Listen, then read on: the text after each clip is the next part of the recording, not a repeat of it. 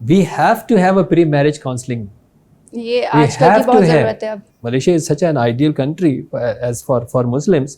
سب سے کم divorce rate ہے کیونکہ وہاں 6 مہینے کی پری میرج کاؤنسلنگ ہے کمپلسری. یہی اگر آپ نے کہا کہ جی وہ لڑکا جو آپ کہہ رہے ہیں آپ گھر میں بیٹھو تو پھر بیٹا چوائس غلط تھی نا آپ کی. یا آپ نے اس وقت جب اس سے 3 بجے رات کو برگر منگا کے کھا رہی تھیں اس وقت آپ کو کیوں خیال نہیں آیا کہ یہ بات کر رہنی چاہیے. اور ویسے بھی خواتین جس طرح شادیوں میں تیار ہو کے جاتی ہیں وہ شوہر کے لیے تو نہیں تیار ہوتی. ایسے ہی ہے نا, آپ رات کو 2 بجے تو نہیں آ سکتی نا گھر, نہیں آ سکتے نا. آپ کو پتا ہماری اینول پارٹی فارم ہاؤس پہ تھی. بھائی اپنے ہسبینڈ کو لے کے جائیں یا اپنے بھائی کو لے کے جائیں. اب ہسبینڈ نہیں مان رہا تو بھائی کو پیسے ویسے دے کے منائیں.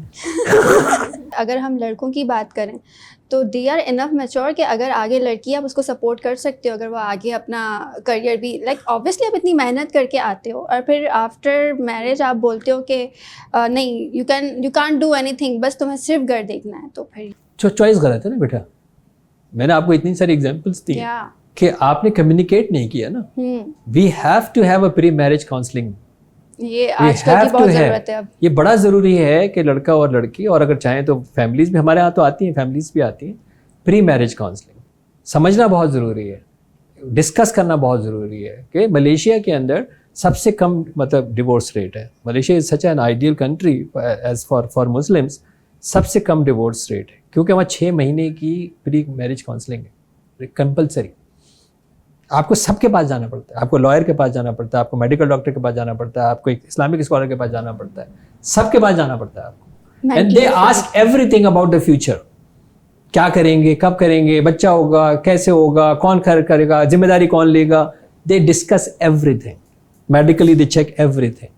تو یہی اگر آپ نے کہا کہ جی وہ لڑکا جو آپ کہہ رہے ہیں آپ گھر میں بیٹھو تو پھر بیٹا چوائس غلط تھی نا آپ کی. یا آپ نے اس وقت جب اس سے 3 بجے رات کو برگر منگا کے کھا رہی تھیں اس وقت آپ کو کیوں خیال نہیں آیا کہ یہ بات کرنی چاہیے, کہ یہ والی آپ کو یہ خیال کیوں نہیں آیا کہ یہ بات ہم کر لیتے اس سے کہ یہ بعد میں کیا ہوگا. پہلے ایک اور بھی میں سے بتا دوں کہ ویسے تو it can be protected legally ان نکاح نامہ, لیکن وہ چلتا نہیں ہے. نکاح نامہ پہ آپ یہ شرط لگوا سکتے ہیں کہ لڑکا جو ہے وہ کام سے نہیں روکے گا اس پہ, لیکن پوائنٹ یہ کہ اگر آپس میں ایموشنل کمپیٹیبلٹی کنیکٹیوٹی نہیں ہے تو کیا کریں گے اس لکھے ہوئے کو. کہ جیسے نکاح نامہ کی آپ نے بات کی نا, اب یہ بیچ میں ہوا بھی تھا اور اس پہ اتنا نیگیٹو رسپانس آیا تھا, مطلب لڑکیوں کی فیملیز کی طرف سے ہی, کہ پھر اس کو جو ہے وہ بالکل واپس سے ختم کر دیا گیا کہ اوکے ٹھیک ہے آپ یہ سائڈ پہ رکھو, یہ تو نہیں ہوگا. دیکھیں میرا پوائنٹ یہ ہے نا کہ اگر میں نکاح نامہ پہ لیگلی میں لکھوا سکتا ہوں, میں کوئی بھی شرائط طے کر سکتا ہوں, لیکن اس پہ فیملی چلتی نہیں ہے نا. آپ پہلے سے شرطیں رکھ رہے ہیں. نہیں, ایک تو یہ پہلے سے شرطیں رکھ رہے ہیں. اچھا اب میں نے لکھوا دیا تھا اس وقت حالات کچھ اور تھے, اب میں مکر گیا ہوں. اچھا دیکھو ہم صرف ایک سائڈ کی بات کر رہے ہیں نا, ہم ایک لڑکے کو برا بنانے کی کوشش کر رہے ہیں. بعض دفعہ یہ ہوتا ہے کہ جب لڑکی بیہیو نہیں کرتی اور باتیں اس طرح کی پہنچتی ہیں جو کہ کسی بھی مرد کی انا کے خلاف ہے. یار تمہیں پتہ تمہاری بیوی کیا کر رہی تھی. اب یہ بڑا ٹف جملہ ہے سننے کے لیے, بڑا ٹف جملہ ہے نا سننے کے لیے. اگر وہ یہ کہتا ہے کہ جی ٹھیک ہے آپ کے آفس کی ریکوائرمنٹ ہوگی, آپ کی کوئی انوائرمنٹ کی ریکوائرمنٹ ہوگی, لیکن اس کو تھوڑا سا بیہیو کر لینا چاہیے, وہ تو میرے کیریئر کا سوال ہے. ارے بھائی آپ کا کیریئر ہے تو پھر آپ یہ بھی تو دیکھیں کہ ان کی بے عزتی ہو رہی ہے. بیلنس ایسے ہی ہے نا, آپ رات کو 2 بجے تو نہیں آ سکتی نا گھر, نہیں آ سکتے نا. آپ کو پتا ہماری اینول پارٹی فارم ہاؤس پہ تھی, گھر والوں کو کیا بتائیں گے. اور آبویسلی آپ فارم ہاؤس کے اوپر تیاری ہو کے گئی ہوں گی نا. اور ویسے بھی خواتین جس طرح شادیوں میں تیار ہو کے جاتی ہیں وہ شوہر کے لیے تو نہیں تیار ہوتی.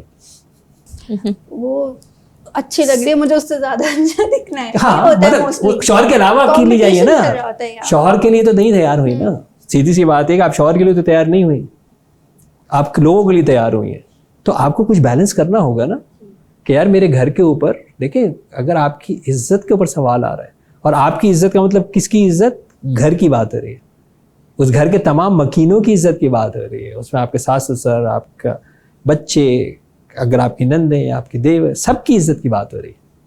تو اگر آپ اس کو پروٹیکٹ نہیں کر رہے ہیں اور آپ کو سمجھ رہے ہیں کہ میری کیریئر ایڈوانسمنٹ ہونی چاہیے, پھر تو پرابلم آئے گا نا. پھر تو الٹیمیٹلی وہ کیا کرے گا, پریشان ہو کے روکنے کی کوشش کرے گا, گھر میں ہی قید کرنے کی کوشش کرے گا. ایسے ہی ہے نا. تو یہ بھی ایک ایسا بیلنس ہے کہ جو بعض دفعہ نہیں کرتے نا. آپ بولیں جو بھی آپ کی انوائرمنٹ ہے کہ جی میں آ سکتی ہوں, میرا بھائی یا میرا ہسبینڈ ساتھ آئے گا, ختم. وہ کہہ نہیں یہ نہ آئے گا, کہ آپ میں بھی نہیں آ رہی, ختم. اب آپ لے جائیں اپنے ہسبینڈ کو اور بھائی کو, کس کو اعتراض ہوگا. آئیں 4 بجے صبح, کس نے منع کیا. ऐसे ही है ना, आप 2 बजे कह रहे हैं, आप 4 बजे आए, आए आप 4 बजे, भाई अपने हस्बैंड को लेके जाएं या अपने भाई को लेके जाएं. अब हस्बैंड नहीं मान रहा तो भाई को पैसे वैसे दे के मनाए. हाँ तो भाई मान जाता है ना, तुझे दिलवा दूंगी, क्या चाहिए तुझे, फलाना चाहिए, ढमाका चाहिए, वह दिलवाए उसको, मान जाएगा. मेरे साथ आप भाई को देखा, भाई के साथ गया है तो ना शौहर को एतराज है ना घर वालों को एतराज है, आपकी भी एक प्रोटेक्शन है. ऐसे ही है ना, आपकी भी एक प्रोटेक्शन है. सही. तो ये समझदार बच्चे हैं, ये सारी चीज़ें यूज़ कर सकते हैं कि आप अपनी सारी चीज़ें अपनी एडवांसमेंट के लिए कर सकते हैं. But you have to know कि यार मेरे घर के ऊपर कोई बात, लाइन पता होनी चाहिए कि ओके ठीक है ये हाँ ये बात, हाँ लाइन आपको पता होनी चाहिए.